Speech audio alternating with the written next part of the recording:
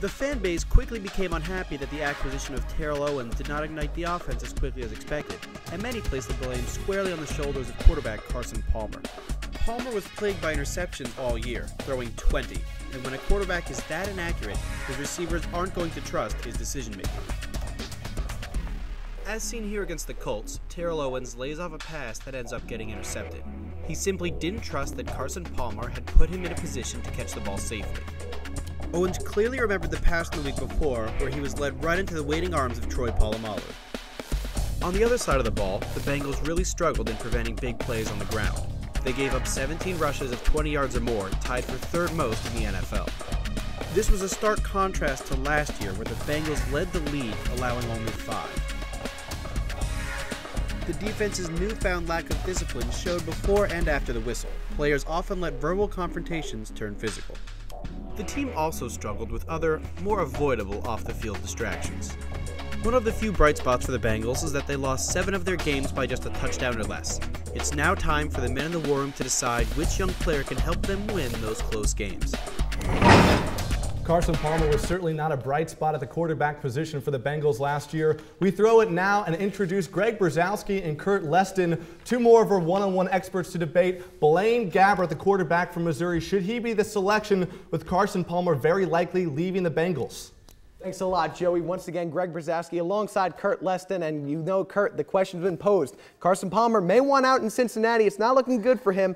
Does Blaine Gabbert go here at number 4 to Cincy? Now, they definitely have to draft offense because with Carson Palmer wanting out. But for me, T.O. is going to be gone. Ocho Cinco wants out. Very true, You have to draft a wide receiver because right now, it's more value at that pick. A.J. Green, fantastic wide receiver coming out, maybe the best wide receiver in the draft. Blaine Gabbert, the value is just not there this early at 4. Absolutely. Some draft experts have A.J. Green at the top of their prospect boards, most talented guy in this entire draft. And while I do think you need that quarterback, because I don't think Carson Palmer is the answer in Cincy anymore, you cannot reach for Gabbert here. He's not the same value that you get if you draft a guy like A.J. Green. Granted, it'll be tough going into the season without Carson Palmer, but right now, pick A.J. Green, and then later in the second round, get a quarterback in the second round. The value is simply not here right now. Absolutely. You cannot go with it now. It's too much of a reach for Gabbert. Who do you think could possibly be a pick for the Bengals at quarterback, maybe in a later round? You know, I look at a guy like Andy Dalton. All right, we need a redheaded quarterback in the NFL. You know, we need one of those, but maybe Christian Ponder, someone like that, just not now. Not Blaine Gabbert. Get someone in the second round. Don't reach just because he is there. Draft the best player available, which is A.J. Green. Absolutely. Well, guys, we're kind of in agreement right now on A.J. Green being the pick here for Cincinnati. But Cincinnati, let's face it, they have a lot of team needs. Greg, that's most likely the last and the first time we'll hear any sort of agreement from you two for the rest of the evening. Will it be Blaine Gabbert, the quarterback from Missouri? Surely you all do not think so. Carson Palmer may very likely retire, though, if he is not traded. Is it A.J. Green, the wide receiver from the Bengals? Let's find out right now. Melissa, what is the selection? With the 4th pick of the 2011 NFL Draft, the Cincinnati Bengals select A.J. Green, wide receiver, Georgia.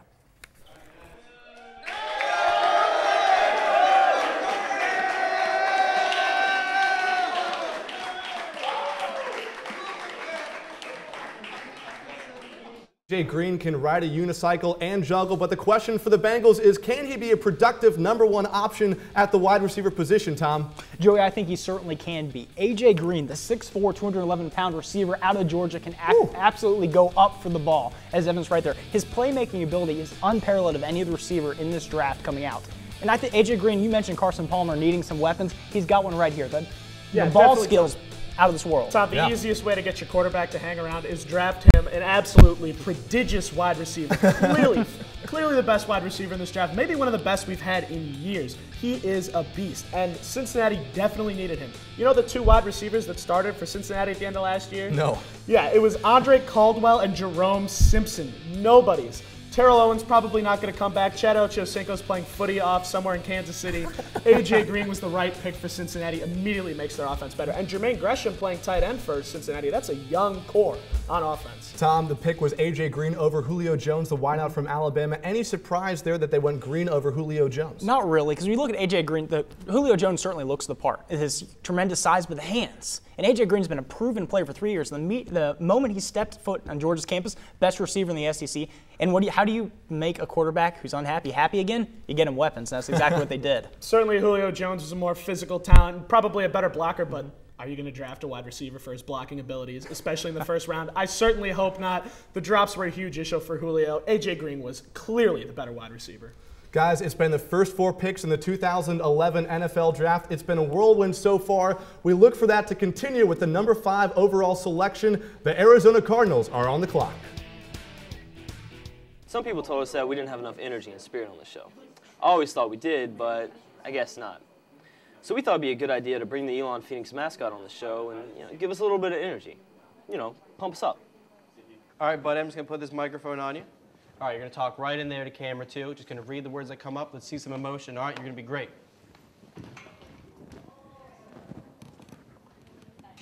All right, stand by. Okay, everybody, we're going live in 5, 4, 3, 2, mic, and cue.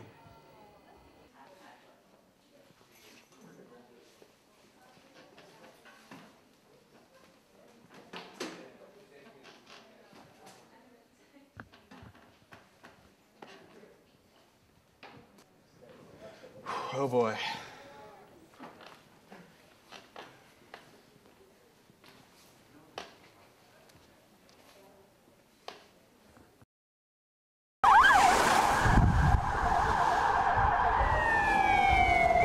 Our workplace is everywhere. And until we get to the hospital, that's it. That's where we are, and that's our workspace.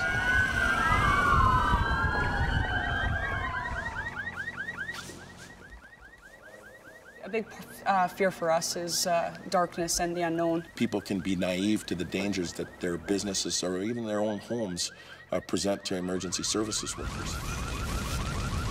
It's extremely important that we know best we can what we're dealing with. Firefighters are running on an amount of air that is limited, but if we can get through the building quickly, it's going to make our job a lot easier and a lot safer. If you're running a business, do it as safely as you possibly can for the public and for your employees, and then, of course, for the services that may have to respond.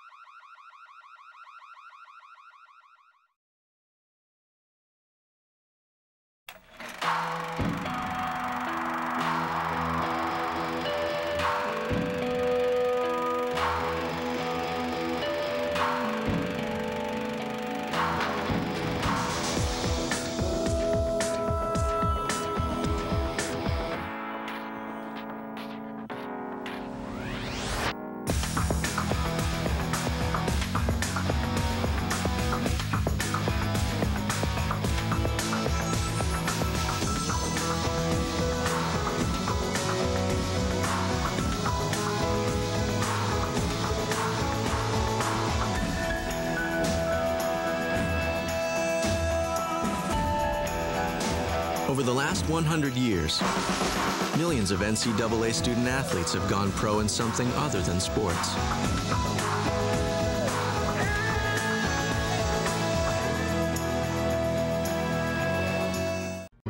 You must await your destination, await your city, await your fate. This is your moment. This is the NFL Draft. This is the NFL Draft, and this is One-on-One Sports. Welcome back to our live coverage. I'm Joey Accordino, as I said, joined by Tom Waterman and Billy O'Reardon. Guys, the Arizona Cardinals on the clock at number 5, suffering another difficult year in which shoddy quarterback play marked the season.